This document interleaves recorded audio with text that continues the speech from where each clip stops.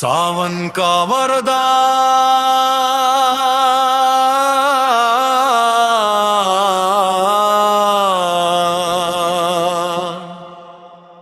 शिव पार्वती की एक मौलिक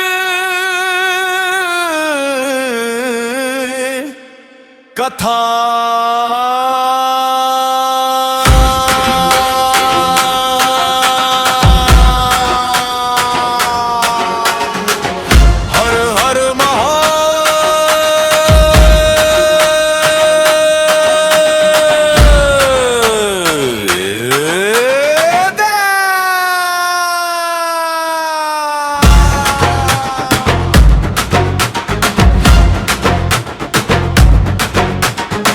हिमालय की बर्फीली चोटियों पर स्थित कैलाश धाम में सावन का पावन महीना आरंभ हुआ।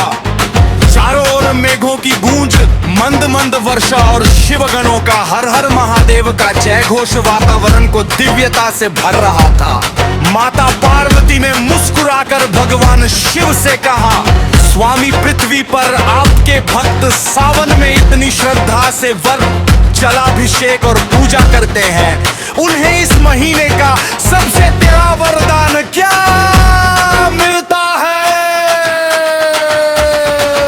अरे भगवान शिव ने करुणा भरी दृष्टि से संसार की ओर के डहर बोले, देवी जो भक्त सच्चे मन से मेरा स्मरण करता है, उसके भीतर का भय, अहंकार और ज्ञान धीरे समाप्त हो जाता है। यही सावन का सबसे बड़ा वरदान है। उसी समय पृथ्वी पर नर्मदा तट के पास बसे एक छोटे से गांव में माधव नाम का एक निर्धन युवक रहता था। उसके पास धन नहीं था, लेकिन उसके हृदय में महादेव के प्रति अटूट श्रद्धा थी। हर सुबह वह नदी से जल भरकर गांव के प्राचीन शिवलिंग पर अर्पित करता और केवल एक ही प्रार्थना करता, हे भोलेनाथ, मुझे ऐसा हृदय दीजिए जो सदैव सत्य और दया के मार्ग पर चले। गांव के कुछ लोग उसका उपहास उड़ाते थे। वे कहते, भक्ति से पेट नहीं भरता, धन कमाओ। पर माधव मुस्कुराकर उत्तर देता, जिसके सिर पर महादेव का हाथ हो, उसे किसी और सहारे की आवश्यकता नहीं।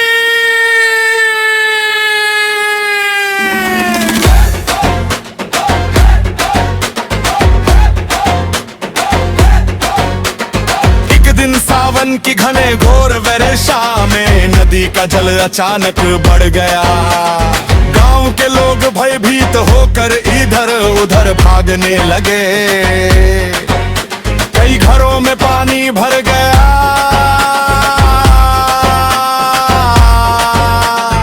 उसी समय माधव ने अपनी जान की परवाह किए बिना वृद्धों, बच्चों और पशुओं को सुरक्षित स्थान पर पहुंचाना शुरू कर दिया। कैलाश से यह दृश्य देखकर माता पार्वती भावुक हो उठी। उन्होंने कहा, नाथ देखिए, इस युवक ने अपने लिए कुछ नहीं मांगा, फिर भी सबकी रक्षा कर रहा है। भगवान शिव मुस्कुराए और बोले, देवी यही सच्ची भक्ति है। जो मेरे प्रत्येक जीव में मुझे देखता है, वही वास्तव में मेरा भक्त है। रात्रि में जब वर्षा थम गई, माधव थका हुआ शिव मंदिर की सीढ़ियों पर बैठ गया। तभी मंदिर में एक अद्भुत प्रकाश फैल गया। उसने देखा कि एक साधु उसके सामने खड़े हैं। साधु ने कहा, वत्स, तुमने आज अपने कर्मों से महादेव को प्रसन्न कर दिया है।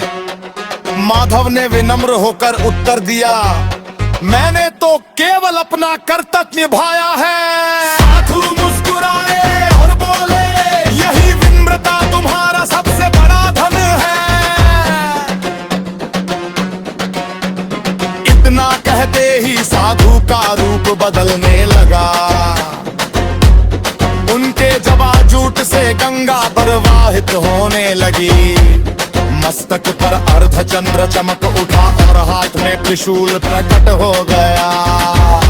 माधव समझ गया कि स्वयं भगवान शिव उसके सामने खड़े हैं। भगवान शिव ने आशीर्वाद देते हुए कहा,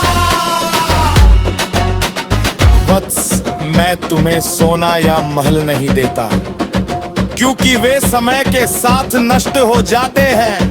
मैं तुम्हें ऐसा हृदय देता हूं जिसमें सदैव करुणा, धैर्य, सत्य और भक्ति का प्रकाश रहेगा। यही सावन का सच्चा वरदान है। माता पार्वती ने भी माधव को आशीर्वाद देते हुए कहा, जहां प्रेम, सेवा और श्रद्धा होगी, वहां सदैव शिव शक्ति का निवास रहेगा। अगली सुबह गांव वालों ने देखा कि माधव पहले जैसा ही साधारण था, लेकिन उसके चेहरे पर अद्भुत तेज था। उसके व्यवहार से प्रेरित होकर पूरे गांव ने एक दूसरे की सहायता करना शुरू कर दिया।